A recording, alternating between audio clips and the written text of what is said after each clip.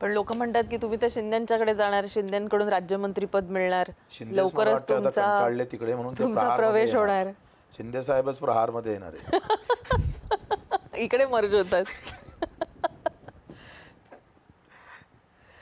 ते इकडे मर्ज झाले तरी ते तत्वतः किंवा प्रहारमध्ये आलं त्यांना आंदोलन करावं लागेल. खुर्ची नाही भेटणार, मंत्री गिंत्री काही पद भेटणार नाही. ते तुम्हालाच देत आहे असं आम्ही ऐकून आहोत. शक्य नाही. राज्यमंत्री तुमची आणि शिंदेची 20 मिनिटं बैठक झाली अशी कानी आला आमच्या.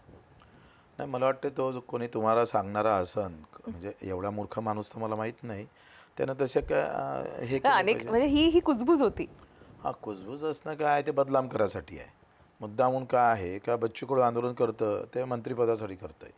अशा प्रकारचा पण तुमच्या आंदोलकाला विरोधकांनी तुमच्यावर म्हणजे जसं तुमचं आंदोलन चालू होतं, तुमच्या विरोधकांनी असे तुमच्यावर आरोप त्याच्यातलं केलेले सूत्र आहे होते. ना, मग याकडे आपण कसं पाहता? ते षडयंत्र आहे. सरळ सरळ त्यांना बदनाम करायचं असतं.